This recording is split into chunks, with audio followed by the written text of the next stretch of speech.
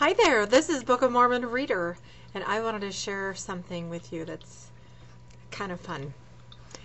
There's been a lot of stores closing lately, and that's not the fun part, but it just happened to be driving in this parking lot, and there was this shoe store that was going out of business, and I was planning on going there anyway.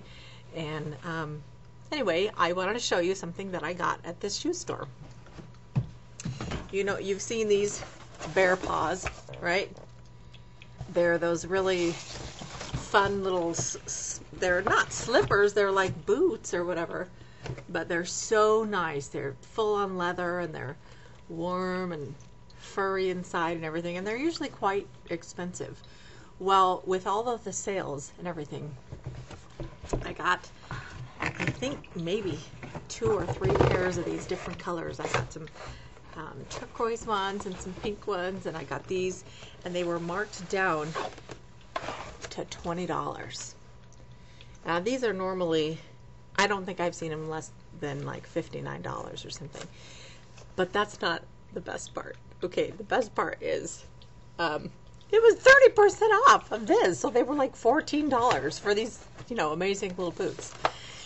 And I've been telling everybody about them, and I go, oh my gosh, you have to go there. You totally have to go there. And I wanted to share that with you. I mean, not because I know you can't go to the same store that I went to do this, but also to teach a principle that when we love something and we're thrilled by it, we want to share it with people. And I have been just delighted to share the Book of Mormon with people because I love it. I love it. That is my motivation for sharing the Book of Mormon. Initially, I did it to hold myself accountable, to make a goal to read the Book of Mormon within 100 days. And I completed that goal. And I decided to do it again in Spanish. And my Spanish is not fabulous. It's not terrible. But why do I continue? I don't have to do this. No one is forcing me to do this. I do this because I love it and I want to share it. And that is my only motivation. So I really am excited to share with you some of my favorite things about the Book of Mormon. I feel a little bit freer to share more of me. And if you're not interested in reading the Book of Mormon and you just want to sort of, you know, be negative or do whatever, this is not the channel for you to do that. This is a positive channel. And I welcome your comments. I welcome your questions if they are intelligent and respectful and sincere. So I appreciate your support. I appreciate all of the kindnesses and the thoughtful things that you have shared with me. I just can't think of, you know, just so many. I just don't know another way that we can, in the 21st century, with this amazing ability to just seriously reach out and touch people from all around the world, than this medium.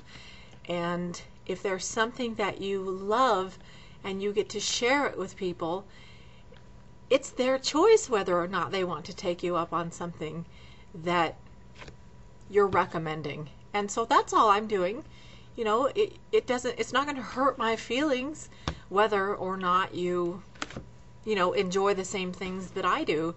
But a lot of times you can see, like, for example, if somebody subscribes to my videos, I always, you know, extend a sincere thank you for them for their support. And then I look at their channel and I see what they're interested in. I'm very interested to see what my subscribers are interested in. So I will look at their favorites. And if you get a sense for what somebody is like, some people have a YouTube channel where they themselves are very hidden. So all we get to see of them are what things they favorite. And then there are other channels where they're, you know, they're out there, like me, where you can see my likeness, you can see my face, you can see my expressions, and you can send me a note and know who it is that's receiving your note. It's me. I will respond to you. I read every comment. I read every question. It's me. There's no crazy person behind the curtain. It's me. I'm doing that. So I think if you get a sense for the character of somebody, if you look into what they like, what things they're attracted to, and what kind of a person they are like, you can kind of decide if that's something that you also like too. And maybe if you're unfamiliar with something, maybe because you trust that person, then you say, wow, I really like those things that person favorited. Maybe I'll like that. Or maybe you do it the opposite way. I really like that person, and so maybe I'll like the same things that they like. Well, let me add one more little element to this. I have been, really, I see every comment that goes on every one of my videos. Unless, for example, there are several posted in a line, and then, for some reason, some of them don't post.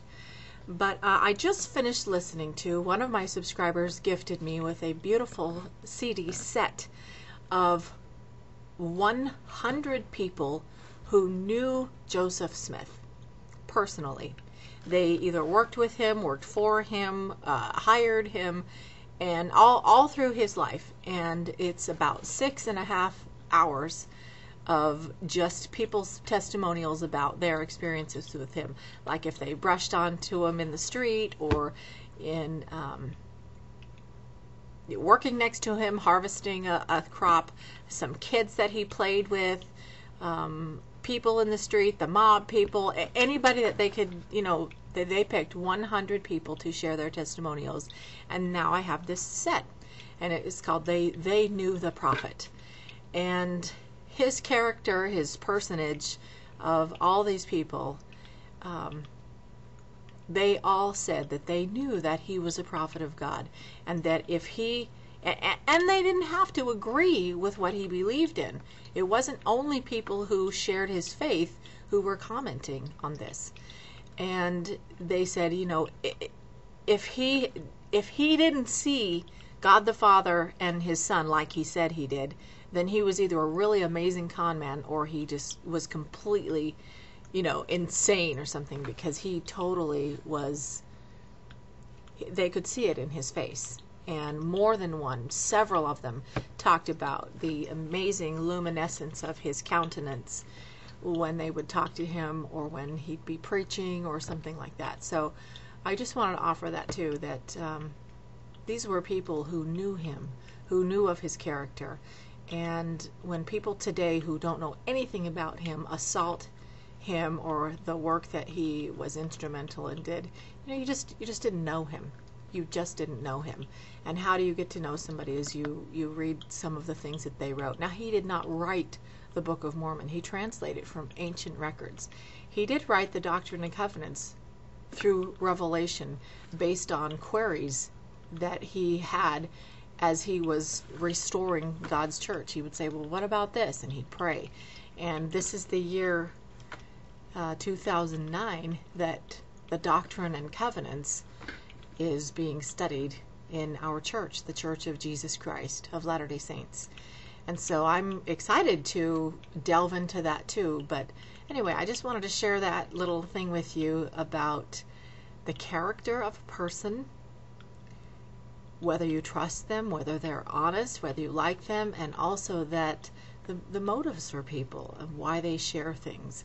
It's very curious to me that any person who claims to be Christ-like or Christian would spend a moment bashing another person's faith or their character or their religion. And I don't care to do that. That is not what I'm about. I care to lift and lighten and brighten people, and to assist in any way that I possibly can to return to our Heavenly Father. And if you think that I'm way off base in the path that I have chosen, then we just have to agree to disagree, which is fine. I allow you and respect you, your choice, and I absolutely expect the same in return. So if you know anything about me, I'm just a regular person. No one forces me to do anything. I'm not in a cult. I'm not anything like that.